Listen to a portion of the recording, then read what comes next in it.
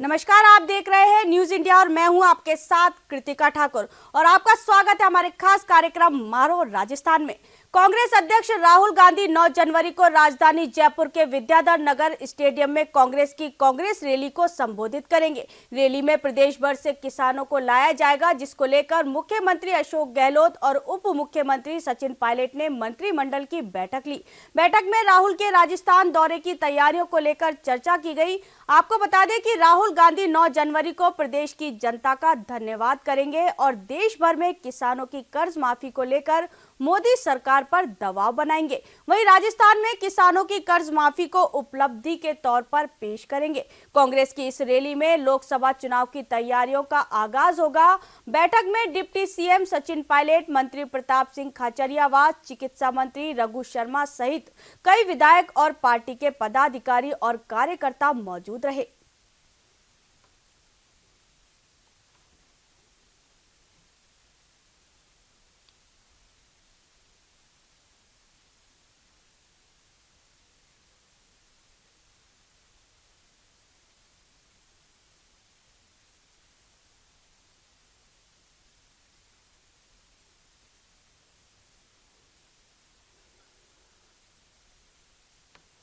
गहलोत सरकार के यूडीएच मंत्री शांति धारीवाल ने जयपुर में जेडीए अधिकारियों की पहली बैठक ली। बैठक से पहले जैसे ही धारीवाल जेडीए पहुंचे, अधिकारियों और कर्मचारियों ने पूरी गर्मजोशी के साथ धारीवाल का स्वागत किया। इस दौरान सभी अधिकारियों ने यूडीएच मंत्री को पिछली सरकार के कामकाज का ब्यौरा देते हुए बकाया कामों का प्रेजेंटेशन भी दिया। बैठक में जेडीए आयुक्त टी रविकांत सहित तमाम आला अधिकारी मौजूद रहे। आप खुद देखिए क्या कुछ खास निकला जेडीए की बैठक में आज।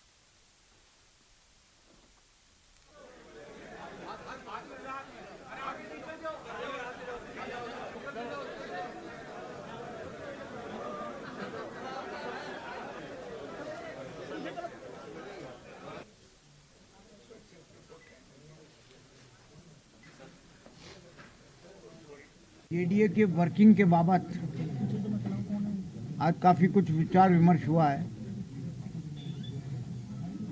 हमने जेडीए को ये बोला है कि भाई पार्किंग के लिए कहाँ कहाँ पर ज़मीन उपलब्ध हो सकती है, एक तो उसकी तलाश की जाए, आइडेंटिफिकेशन किया जाए। क्योंकि मोटी बात यह है कि पिछली गवर्नमेंट, जब कांग्रेस की गवर्नमेंट थी, तो रामनिवास बाग में जो पार्किंग बनी, उसके बाद में इन 5 सालों में कोई नई पार्किंग जयपुर में नहीं बन पाई। हमारा विचार ये है कि हर बाज़ार में और हर उस स्थान पर जहाँ पर पार्किंग की आवश्यकता है, पार्किंग के बगैर जो है वहाँ पर लोगों को काफ़ी परेशानियाँ महसूस होती हैं, वहाँ पर जो है आइडेंटिफिकेशन हो ताकि वहाँ पर पार्किंग का इंतजाम किया जा सके। न्यू जनरेशन किस तरीके से हो सकता है, कहाँ कहाँ से पैसा आ सकता है, क्योंकि फ़िलहाल जेडीए के ऊपर काफ़ी बड़ा कर्जा है और कर्जा की जो किस्तें हैं वो मार्च से चालू हो जाएंगी। तो मार्च से और ज़्यादा आर्थिक स्थिति जो है, जो छोड़ के गए प्रीवियस गवर्नमेंट छोड़ के गई है, उसके वजह से काफ़ी कुछ सेटबैक हमें मिल रहा है कि हम नए काम अभी फ़िलहाल स्टार्ट नहीं कर सकते जब तक कि आर्थिक स्थिति यहाँ की मजबूत न हो। और मुझे उम्मीद है कि 2019 में इस आर्थिक स्थिति से हम निपट लेंगे और काफ़ी कुछ मजबूती की तरफ जेडीए आ जाएगा, ताकि नए वर्ष अपने हाथ में लेकर के और नए काम जो है जयपुर में और किए जा सकते हैं। जेएलएन मार्ग है, जेएलएन मार्ग पर भी एक पॉइंट ऐसा है जहाँ पर ओटीएस के पास में, जहाँ पर कि अंडरपास की एक आवश्यकता बन सकती है, तो उसको भी देखा है कि भाई उसको किस तरीके से बन सकता है, नहीं बन सकता। जहाँ आपका जेडीए सर्किल है, तो जेडीए पॉसिबिलिटीज़ हैं कि नहीं है यहाँ पर अंडरपास बनने की, तो ये भी एक तय किया गया है। पुराने जो काम चल रहे हैं, चाहे वो द्रुमती नदी का हो, चाहे सोडाला का हो, चाहे और दूसरे आरओबी जो 5 आरओबी जो बन रहे हैं, आरओबीज और आरयूबीज बन रहे हैं, वो भी टाइमली किस तरीके से पूरे हो जाए, इस बाबत भी जो है डायरेक्शंस दिए गए हैं। डायरेक्शंस हैं, कुछ ये हैं वो है, तो उस पर भी विचार करने के लिए किया गया कि पीएनआर का किस तरीके से सोल्यूशन हो सकता है, रेगुलाइजेशन किस तरीके से ज़्यादा से ज़्यादा तेज़ी से हो जाए, और पीएनआर के अलावा भी जहाँ जहाँ पर भी पट्टे विकृत हो सकते हैं, रेगुलाइजेशन हो सकता है, वो रेगुलाइजेशन के लिए भी जो है ये सोच विचार किया गया है। और अकाउंट ये जो आपके एडवोकेट जनरल हैं, उनसे भी इस बारे में बैठ करके विचार किया जाएगा। रिजर्व प्राइस जो जेडीए तय करता है, लेकिन उस रिजर्व प्राइस पर ऑक्शंस नहीं हो पाते, क्योंकि रिजर्व प्राइस में कई तरह की बातें होती हैं। उसमें एकदम पैसा, उसके एक तो इंस्टॉलमेंट नहीं होते, 25% आपको उसी वक्त जमा कराना पड़ता है, और फिर 90 डेज के अंदर अंदर पूरा पैसा जमा कराना पड़ता है। तो ये भी सोचा गया है कि उसके क्या हम इंस्टॉलमेंट कर सकते हैं, ईयरली इंस्टॉलमेंट कर सकते हैं, 25% जमा कराने के बाद में ईयरली कर लें, हाफ ईयरली कर लें, क्वार्टरली कर लें, इस तरीके के इंस्टॉलमेंट कर लें ताकि पेमेंट करना उसके लिए, जो परचेजर के लिए जो है वो आसान हो जाए। सेटलमेंट कमेटी बनाने की बात है, जेडीए लेवल पर एक सेटलमेंट कमेटी बने, तो जो छोटे छोटे डिस्प्यूट्स हैं, चाहे वो कोर्ट में हों और चाहे वो कोर्ट के बाहर हों, जैसे ट्रांसपोर्ट नगर है, ट्रांसपोर्ट नगर के बाद में लोहा मंडी के केसेस हैं, ये बरसों से चले आ रहे हैं, बरसों से चले आ रहे हैं, लेकिन उनको किस तरीके से निपटाया जा सकता है, बैठ करके बातचीत की करके जाते थे, उसके लिए एक जेडीए के लेवल पे एक कमेटी बन जाए, तो और कमेटी बन जाए, उनको टारगेट दिया जाए बाकायदा के एक रोज, एक दिन में एक केस तो कम से कम निपटाइए आप। तो इस तरीके से सोचा गया है कि जिससे पुराने केसेस भी निपटें, रेवेन्यू जनरेशन भी हो। अलवर रामगढ़ विधानसभा क्षेत्र में 28 जनवरी को मतदान होना है। चुनाव की घोषणा के साथ ही बसपा ने प्रत्याशी घोषित कर दिया है। वहीं बसपा प्रदेश अध्यक्ष सीताराम मेघवाल के अनुसार जगत सिंह रामगढ़ क्षेत्र से बसपा प्रत्याशी होंगे।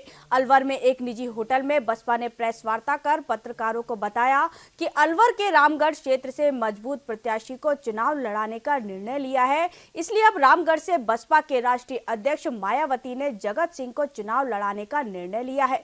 इस अवसर पर पत्रकारों को संबोधित करते हुए जगत सिंह ने बताया कि रामगढ़ में सद्भाव एवं भाईचारा कथा विकास के आधार पर राजनीति की जाएगी। यहां पर सांप्रदायिकता व गौ तस्करी की राजनीति को खत्म किया जाएगा। वहीं जगत सिंह ने बताया कि गौ तस्कर व गौ रक्षक दोनों द्वारा कानून तोड़ने पर सख्त कार्रवाई की जाएगी।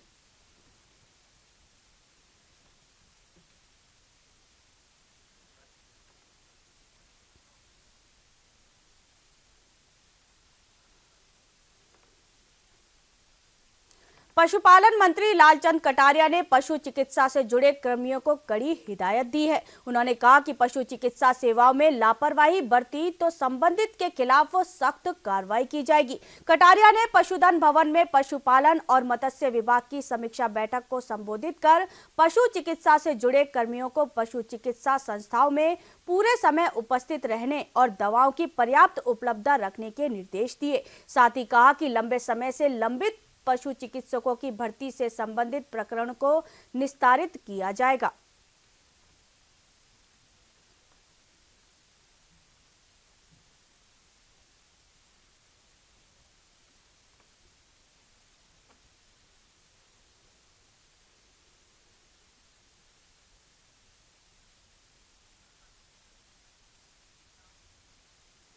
राजस्थान सरकार के चिकित्सा मंत्री रघु शर्मा ने अजमेर प्रवास के दौरान ख्वाजा साहब की दरगाह में हाजिरी दी। साथ ही प्रदेश की खुशहाली और स्वास्थ्य की राजस्थान के लिए दुआ मांगी। वहीं दरगाह में खादिम और अन्य की ओर से उनका इस्तकबाल किया गया। वहीं इस दौरान मंत्री शर्मा ने जिला कलेक्टर विश्व मोहन शर्मा से जिले में चल रहे कार्यों की स्थिति जानी। वहीं इसके बाद अधिकारियों को आम जन से जुड़े कार्यों को दुरुस्त करने के दिशा निर्देश दिए।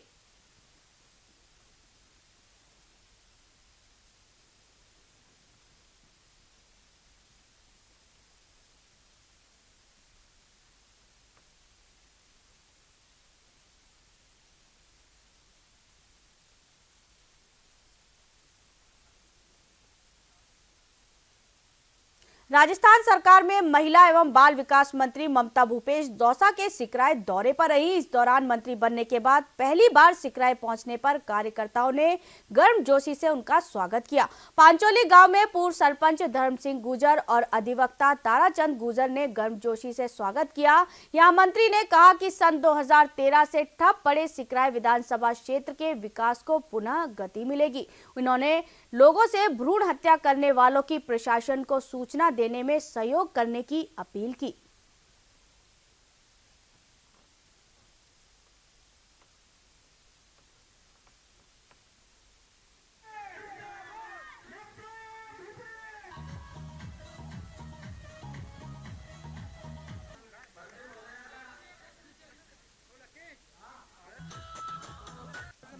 प्राथमिकता है और हमारी सरकार कटिबद्ध है इस बात के लिए कि जो हमने चुनावी घोषणा पत्र जनता के बीच रखा था, उस घोषणा पत्र के आधार पर जनता ने हमें समर्थन दिया, हमें आशीर्वाद दिया। तो हमारी सरकार की प्राथमिकता है कि हम अपने जन घोषणा पत्र को अक्षर अक्षर पूरा करें, जनता से किए हुए वादों को हम पूरा करें। मैं सिकराई की जनता का बहुत बहुत धन्यवाद देना चाहूँगी। खबर राजस्थान के बाड़मेर से, जहां राजस्व मंत्री बनने के बाद पहली बार हरीश चौधरी ने जिले का दौरा किया। इस दौरान मुख्यालय कॉन्फ्रेंस हॉल में जिले के अधिकारियों के साथ बैठक कर हरीश चौधरी ने आवश्यक दिशा निर्देश दिए। साथ ही राजस्व मंत्री ने कहा कि बाड़मेर में अभी अकाल की स्थिति है, ऐसे में पेयजल और पशुओं के लिए चारे की व्यवस्था कैसे की जाए, इसे सुनिश्चित करें। और साथ ही उन्होंने ग्राम पंचायत स्तर पर युवाओं के लिए खेल मैदान, कर्मचारियों की कमी को देखते हुए पटवारी भर्ती को प्राथमिकता दिलवाने की बात कही।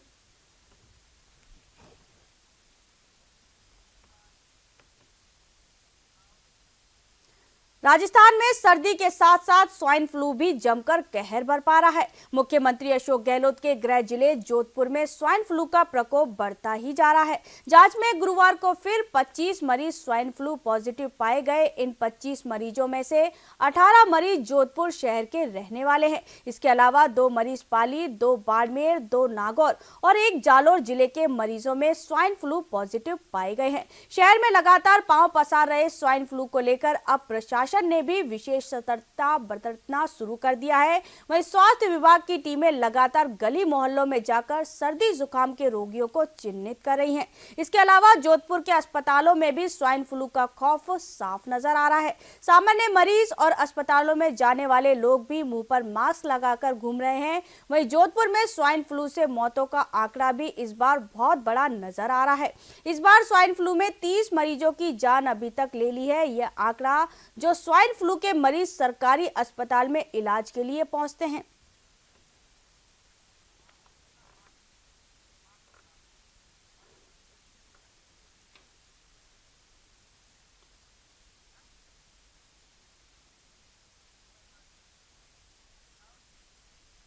जोधपुर डिस्कॉम ने महीने के हर शुक्रवार को व्हीकल फ्री डे घोषित किया है। गौरतलब है कि 31 दिसंबर को प्रबंध निदेशक सुमेर सिंह यादव ने पर्यावरण संरक्षण के मद्देनजर एक महत्वपूर्ण आदेश जारी करते हुए नए साल 2019 में प्रत्येक शुक्रवार को डिस्कॉम परिसर में व्हीकल फ्री डे घोषित किया है। आदेश में स्पष्ट कहा गया है कि महीने के प्रत्येक शुक्रवार को जोधपुर डिस्कॉम कार्यालय में आने वाले अधिकारी, अभियंता और क्रमिक पब्लिक ट्रांसपोर्ट और साइकिल लेकर पहुंचेंगे। साथ ही निदेशक ने बताया कि किसी भी अधिकारी को इस दिन सरकारी वाहन की सुविधा उपलब्ध नहीं होगी। इसी आदेश की पालना करते हुए डिस्कॉम कर्मियों ने साइकिल से डिस्कॉम पहुंचे।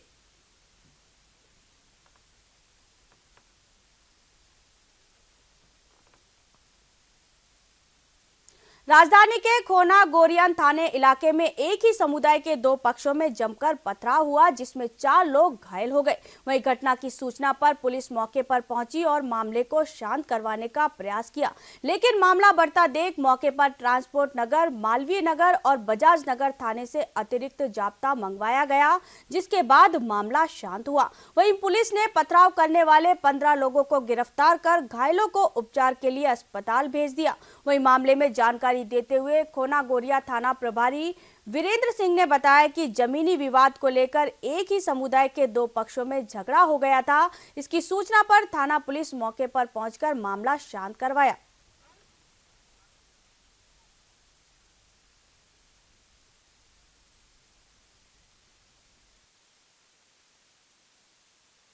वाली ढाणी है गौनेर रोड पर। यहाँ एक ही परिवार के मुस्लिम परिवार है, उसमें मिट्ठू नाम से है एक तो, और एक कालू खां नाम से है। दोनों पक्षों में पूर्व से ही कोई बाउंड्री को लेकर इनके ज़मीनी विवाद चल रहा है। उस पर आज सुबह इनके आपस में थोड़ी बहुत नोकझोंक हुई थी, तो इनको शांत करवा दिया था, अपने अपने घर चले गए थे। फिर इनके दोबारा आपस में झगड़ा हुआ और फिर दोनों पक्षों की ओर से पथराव शुरू कर दिया। एक्स्ट्रा पुलिस फोर्स मंगा के और फिर इनको शांत किया, शांत करके और फिर इनको शांतिपूर्ण में गिरफ्तार। राजधानी जयपुर में जीवन बचाने वाली एम्बुलेंस ही 62 वर्षीय राशिद के लिए मौत का कारण बन गई। चांदपोल जनाना अस्पताल परिसर के अंदर एक एम्बुलेंस 108 के चालक ने तेज गति के साथ लापरवाही से गाड़ी दौड़ाई, जिससे गाड़ी की चपेट में आने से 62 वर्षीय राशिद नाम का शख्स आ गया और हादसे में उसकी मौत हो गई। घटना के चलते अस्पताल में पूरे दिन हड़कंप मचा रहा। हादसे की तस्वीरें सीसीटीवी कैमरे में भी कैद हो गई।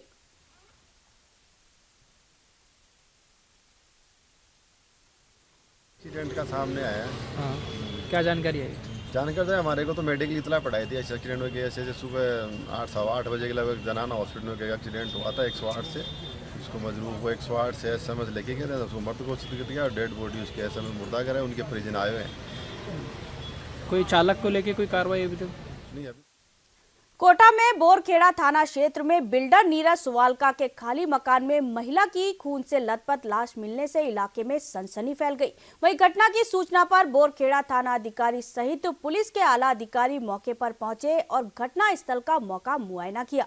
इस दौरान घटना स्थल पर अतिरिक्त पुलिस अधीक्षक राजेश मिल ने बताया कि आकाशवाणी कॉलोनी में निजी संपत्ति के रूप में बहुत बड़ी खाली जमीन पड़ी है। इसमें एक घर में महिला की हत्या की सूचना मिली थी। इस सूचना पर मौके पर पहुंचे तो यहां एक 40 से 45 साल की महिला की लाश पड़ी हुई मिली, लेकिन मृतक महिला की शिनाख्त नहीं हो पाई है। फिलहाल पुलिस ने मामला दर्ज कर जांच शुरू कर दी है।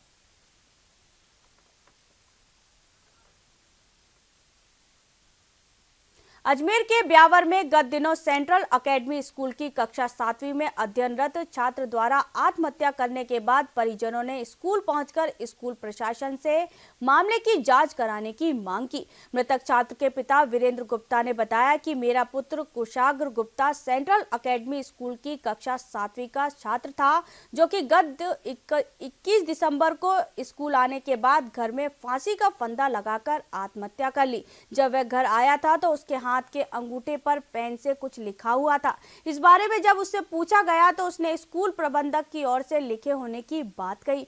इसके बाद उसने आत्महत्या कर ली। ऐसे में अब स्कूल प्रशासन से मांग की है कि वह अपने स्तर पर मेरे बच्चे के साथी छात्रों तथा शिक्षकों से जानकारी जुटाकर मामले की जांच करें।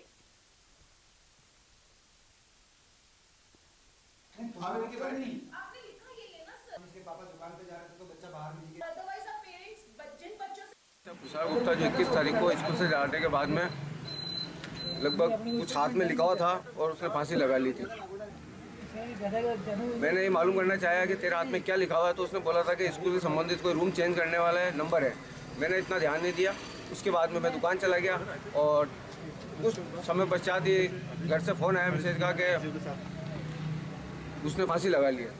मैं आया, देखा कि उसने फांसी लगी हुई थी। हाथ में उस टाइम भी उसके कुछ लिखा हुआ था। कुछ ऐसा था कि एक बत्तख बनी हुई थी और 2575 ऐसा लिखा हुआ था। झुंझुनू के बिसाऊ डाकघर में 2 माह से आधार कार्ड बनाने और उसमें करेक्शन करवाने की बंद पड़ी सुविधा 10 दिन में शुरू नहीं हुई तो डाकघर के ताला लगाकर धरना प्रदर्शन किया जाएगा। यूथ लीडर इस्लाम तंवर इरफान खान के नेतृत्व में डाक पोल को ज्ञापन सौंपकर समस्या का समाधान करने की मांग की गई।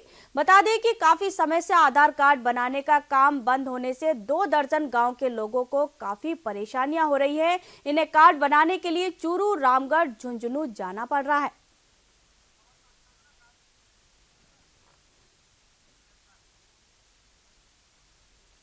गुलाबी शहर जयपुर में 11 जनवरी को ब्यूटी प्रिलिम्स मिस राजस्थान 2019 का आयोजन होने जा रहा है। फ्यूजन ग्रुप की ओर से होने वाले मिस राजस्थान के 20 फाइनलिस्ट का चयन किया गया है। इसके तहत सीकर रोड स्थित होटल में प्रतियोगिता का टैलेंट राउंड आयोजित हुआ।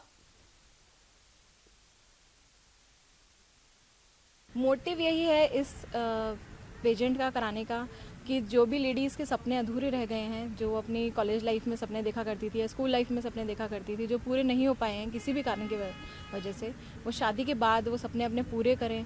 कम से कम उन लम्हों को जिए जो वो मिस करती हैं अभी, कॉलेज टाइम के लम्हे।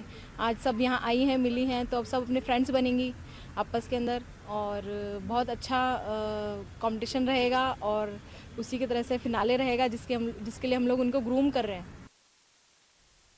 जोधपुर सूर्य नगरी में 4 दिवसीय अंतर्राष्ट्रीय महेश्वरी महाअधिवेशन और ग्लोबल एक्सपोर्ट का आगाज किया गया। पोलो ग्राउंड मैदान में कार्यक्रम के मुख्य अतिथि केंद्रीय कृषि राज्य मंत्री गजेंद्र सिंह शेखावत, पूर्व राज्य उच्च शिक्षा मंत्री किरण माहेश्वरी, बीजेपी के राष्ट्रीय उपाध्यक्ष श्याम जाजू ने कार्यक्रम में शिरकत की।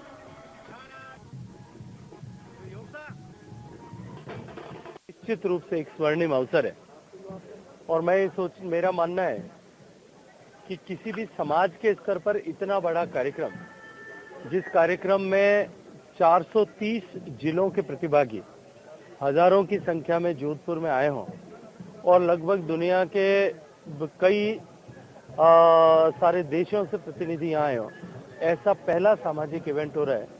मैं माहेश्वरी महाकुंभ के आयोजकों को, विशेष रूप से आदरणीय संदीप काबरा जी और उनकी टीम को बहुत सारा साधुवाद देना चाहता हूं शहर का प्रतिनिधि होने के नाते।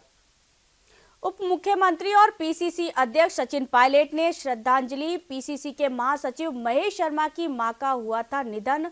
वहीं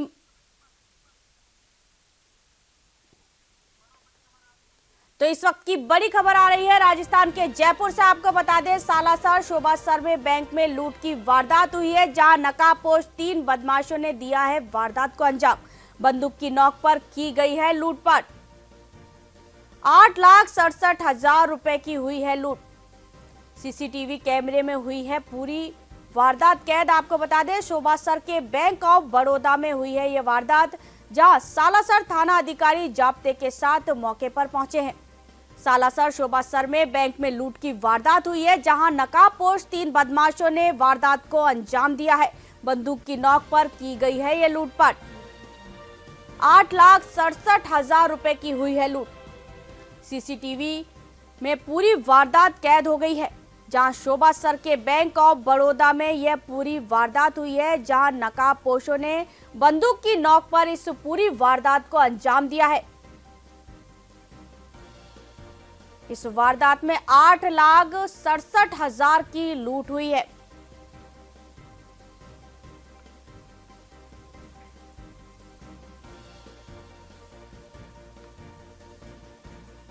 आपको बता दें, शोभासर के बैंक ऑफ बड़ौदा में हुई है वारदात।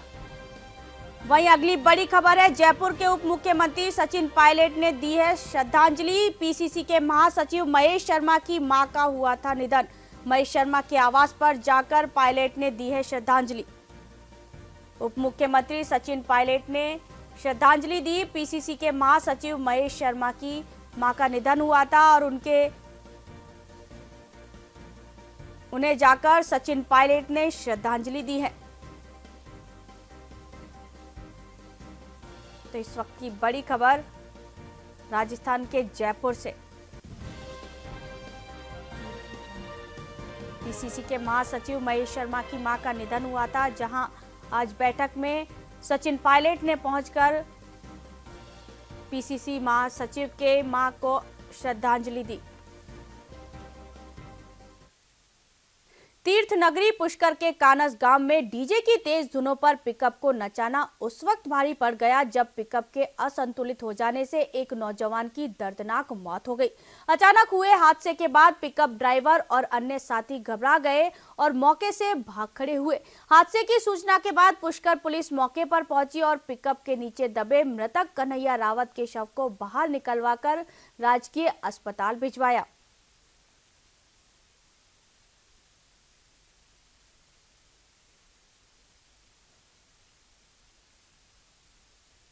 करीब दिन में 1:40 बजे के लगभग एक कन्हैयालाल पुत्र काले सिंह रावत है, कानस का है, और ये वहीं पैदल आ रहा था और कोई पिकअप थी जिस पे वो पिकअप के नंबर है RJ01GB 3834। उसका ड्राइवर था, उसको तेज़ गति लापरवाही से चला रहा था और ये पैदल रोड के किनारे चल रहा था, तो एकदम पलटी खा गई वो पिकअप, उस लड़के के ऊपर गिर गई, जिससे दबने से उसकी मौत होगी और जिसको पोस्टमार्टम करा रहे हैं। अभी पोस्टमार्टम के बाद जैसी कार्रवाई होगी। नागौर जिला मुख्यालय स्थित सूफी हमूद्दीन नागौरी की दरगाह का 767वां सालाना उर्स मुबारक का झंडे के साथ ही उर्स की रस्मों की शुरुआत हुई। इस दौरान दरगाह के बुलंद दरवाजे पर झंडे की रस्म हर साल की तरह जफर हुसैन पोल वालों की तरफ से सजदाना नशीन पीर अब्दुल बाकी की सदारत में अदा की गई। इस अवसर पर दरगाह की वक्फ कमेटी के सदर अख्तर हुसैन पहलवान ने बताया कि उर्स मुबारक 5 जनवरी से 10 जनवरी तक मनाया जाएगा। इस उर्स में हर बार भी मशहूर कव्वाल अपनी प्रस्तुति देंगे।